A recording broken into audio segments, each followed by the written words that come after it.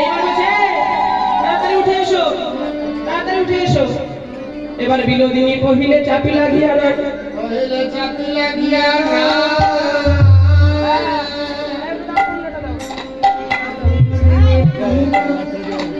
চাপি লাগিয়া না,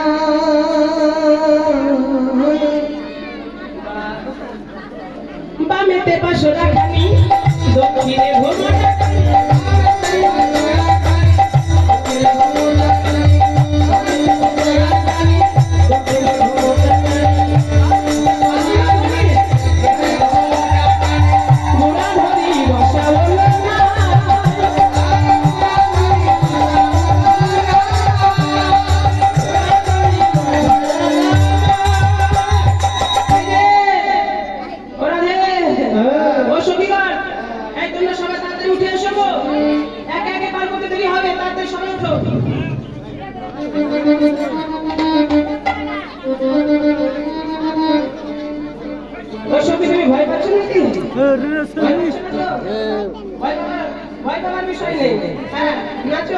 তোমাকে বাইরে করে দেবো। হ্যাঁ, এবার সকল সঙ্গে উঠেছে। গোবিন্দ বলছে যে একটা কথা বলবো, এই তোমাদের ধনীটা কি শাড়ি পরে এসছে গো? নীল শাড়ি। নীল শাড়ি? ওই নীল শাড়িটা খুলতে বলো। কি বলছো গো? এই নীল শাড়িটা খুলতে হবে তো। না খুললে কি করে হবে? ওই যে দেখেছো প্রচন্ড মেঘ পড়েছে আকাশে, নীল শাড়ি না করলে না মেঘটা নীল শাড়ির দিকে এগিয়ে আসবে। তোমার গায়ের রংটা দেখো। আমার গায়ের রং পরিষ্কার। সফিয়া বলছে যে তুমি আমার ধরে নীল শাড়ির দিকে তাকাচ্ছ আর নিজের রঙের দিকে তাকিয়ে দেখো তো। হ্যাঁ, অবশ্যই রাত্রে যদি রাস্তায় দাঁড়িয়ে থাকো কেউ তো চিনতেই পারবে না। হ্যাঁ, গোবিন্দের গায়ের রং কেমন গো মায়েরা? কেমন গো দাদারা বলো, কেমন কৃষ্ণ গায়ের রং? কালো না? হ্যাঁ হ্যাঁ, আমার বৌদি মনে বলছে কালো কালো, খুব কালো। হ্যাঁ, বলি বল কৃষ্ণ কালো নয় মায়েরা। একটা সূর্যের দিকে আমরা তাকাতে পারি মায়েরা, যখন সূর্য উপরে থাকে তাকাতে পারি? তাকাতে পারি না। আর সূর্যের দিকে তাকিয়ে যদি একটা ফর্সা মানুষের দিকে তাকানো যায় মনে হয় যেন কালো হয়ে গেছে।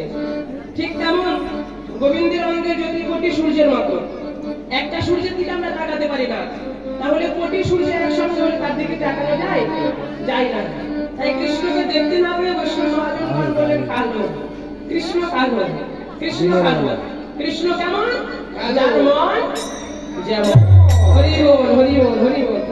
এই যে আমি সেটা করো, শাড়িটা খুলে পেল, তারা প্রেম পার করে দিল। সফিয়া বলছে এই বিশাখা, এই যদি হাইটা নিয়ে আসবে, নিয়ে নিয়ে নিয়ে হ্যাঁ, নাবিকটা আগে দিয়ে ভালো করে।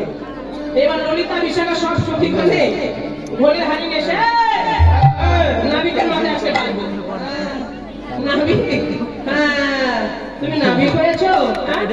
তোমার রঙের বরণটা কেমন? হ্যাঁ, নবঘন যিনি তোমারও বরণ, মনে ভুজাবে কালো, মনে ভুজাবে কালো। আমরা ঘোল ঢেলে বরণ সাদা করিব,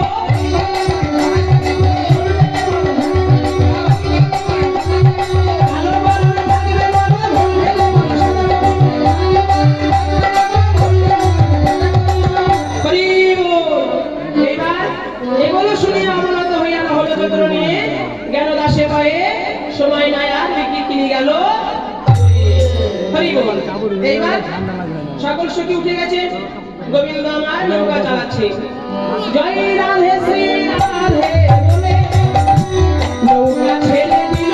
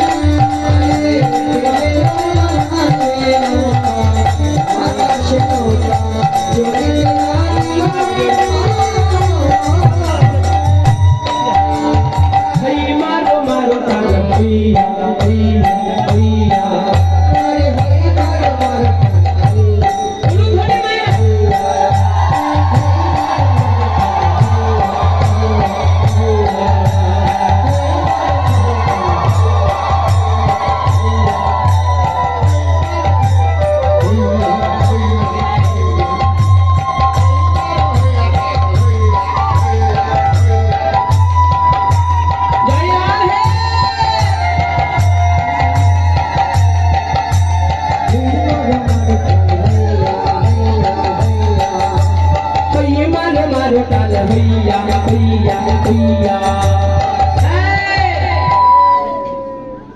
বাবা এতক্ষণ নাবিক নৌকা চালাচ্ছে মাইকা হ্যাঁ ও সখী কখন দেখো না এদিকে দেখো।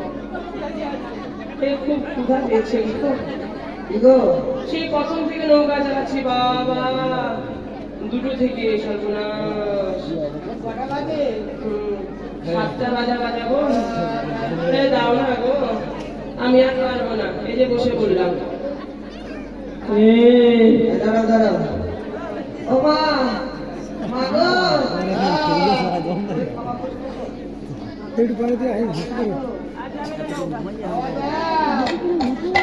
আরে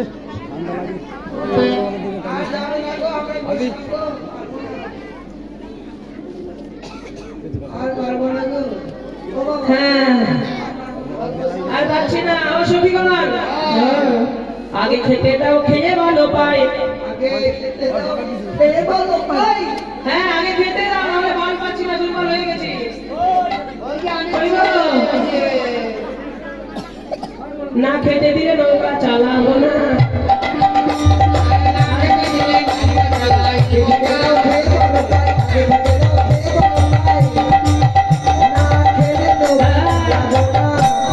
কই গো বাবা ঠাসা কিন্তু খাবো না আগে বলে দিলাম বাবা ঠাসা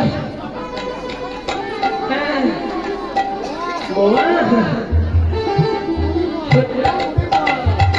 হ্যাঁ নুন নেন খাবো না ফিরে নেন খাবো ফিরে ফিরে হ্যাঁ এবার সফিয়া বসে যে হ্যাঁ না তুমি যে খেতে চাইছো স্নান করেছো হ্যাঁ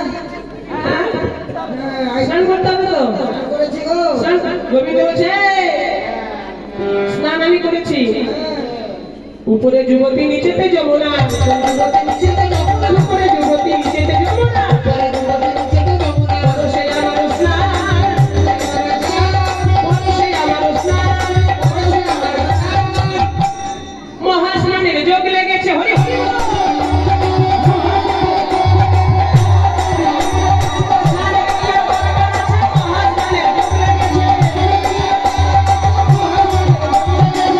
হ্যাঁ, আমি স্নান করে রেখেছি এখন খেতে দাও গো না হলে নৌকা চালাবো না পারছি না এই যে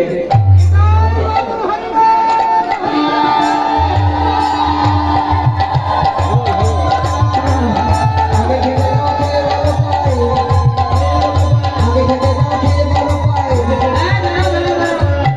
হ্যাঁ কাটি বাবা হ্যাঁ, দাঁড়াও ৮০ বছর বয়স হ্যাঁ, আর ওই বুড়ি আমাকে খেতে দিতে এসছে না না আমি যার তার হাতে খাই লাগো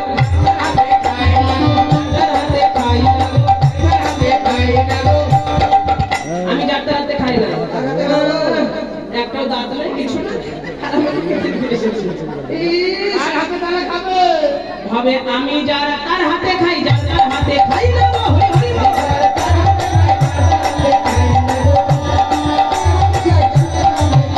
ও মা তুমি রাগ করো না, তোমাকে বলিনি মা তোমাকে বলিনি মা তুমি রাগ করো না শোনা হ্যাঁ, তুমি আমার লক্ষ্মী মা হ্যাঁ, তুমি আমার ভালো তোমাকে বলিনি ওই যে বড়াই বুড়িকে বলছি বড়াই বুড়িকে এই ওই বুড়ির হাতে আমি খাবো না না না তাহলে যারটার হাতে খাবি না না যাতে হাতে খাবো না কার হাতে খাবি আমি হ্যাঁ আমি ওই যে সুন্দরী যে বসে আছে আমি তার হাতে খাবো হ্যাঁ ও নাবিকের স্বভাব ভালো না গো এই, কে বলেছে শোনা ভালো না আমার মতো নাবিক পাবে না বুঝলে তো আরে নয়নটাই ভালো না গো না না আমার নয়নটা ভালো বাঁকা নয়ন নয়নটা ভালো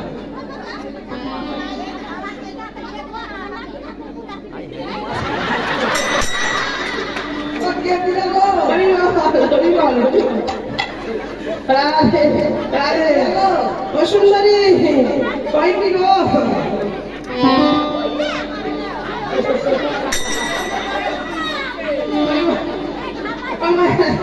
ভগবান কখনো বুড়া হয় গো হরি বল, হরি বল, হরি বল, হরি বল। হ্যাঁ ওরে,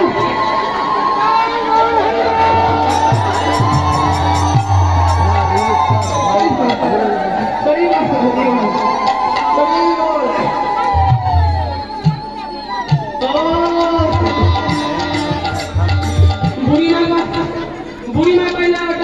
নাতনি হয়, আমার নাতনি আমি দিব না। আমরা লও, আমরা লও, তোমার নাতনি কেন? এই শোনো শোনো, কি গো? ওই বুড়ি মাকে গেলে ফিরি পাবা তো? তাই না? ঠিক, তাহলে বুড়ি মাকে নেবো, তাহলে বুড়ি মার সাথে নাতনিটাও ফ্রি দেবো। হরি বল। এবার গোবিন্দ বলছে, হ্যাঁ আমি যার তার হাতে খাবো না, আমি যার তার হাতে খাবো। সখীরা বুঝতে পারলো, এই রায়, ওই যে রায়, একটু নাবিককে সেবা দে রায়, দে দে একটু সেবা দে। এইবার রাধারানী গোবিন্দকে সেবা দেওয়ার জন্য গিয়েছে। ও এটার সাথে এটাও ফিরি? বাবা, ও মা, একটা কথা বলবো, এই তোমরা রাগ করবে না তো? রাগ করবে না তো? এটাকে তো দুধ খাওয়াই মানুষ করতে হবে। তোমরা অপরাধ নিও না। এই শোনো শোনো, ডাল রান্না ভাত করি। এই শোনো শোনো, তুমি ব্যবসা করবো? এইবার সখীরা বলছে, রাধে তুই আর দেরি করিস না, যেটা নাবিকের বদলে একটু দে তো। আমার মুন্ডু হেলাস না। এইবার নাবিক বলছে, ও গো সখী, শোনো, শুধু সেবা দিলে হবে না, আমার কানে চাইতে হবে, আমার কানে চাইতে হবে, আবার হেসে কথা কইতে হবে, আবার হেসে কথা কইতে হবে। এই, এদিকে একটু তাকাও না গো। বাবা, দিয়েছে গো, টাকায় দিল। বাহ, কি সুন্দর। হরি বল। এইবার নাবিককে রাধারানীর কাছে বসিয়ে সেবা দিচ্ছে।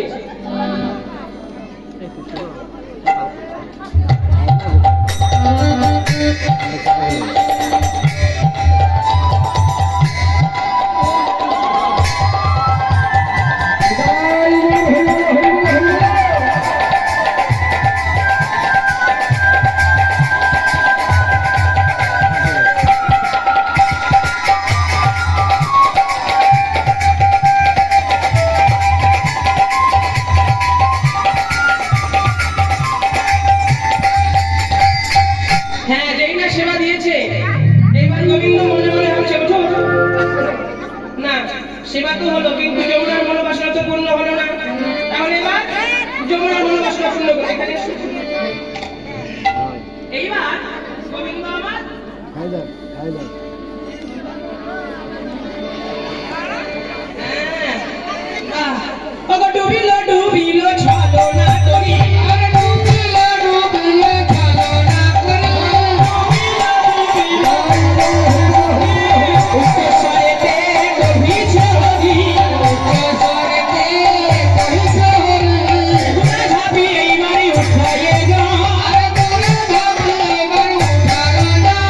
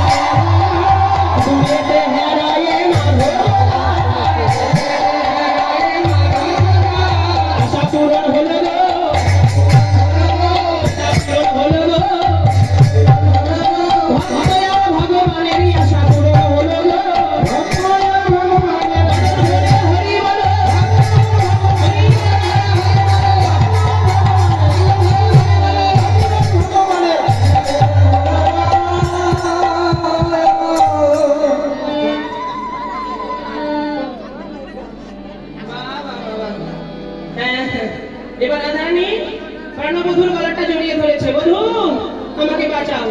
রাধারানী বধূকে নিয়ে যমুনার জলে ঝাঁপ দিয়েছে। এবার সখীরা ফিরে উঠে পড়েছে, "এই রাধে, আয় তাড়াতাড়ি আয় রে। বাবা নাগরকে পেয়ে আমাদেরকে ভুলে গেলি, আয়।" এবার রাধারানী প্রাণবধূকে নিয়ে ফিরে উঠেছে। যেই না উঠেছে, সখীরা রাধা গোবিন্দের ভিজা বস্ত্র খুলে রেখে শুকনো বস্ত্র পরিধান করালেন। শুকনো বস্ত্র পরিধান করিয়ে রত্ন সিংহাসনে বসিয়ে সেবা করা সখীগণ সবাই যুগল সেবা দিচ্ছে।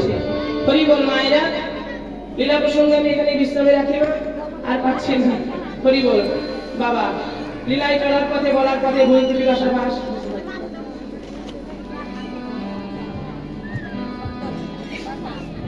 জড়িত আমাদের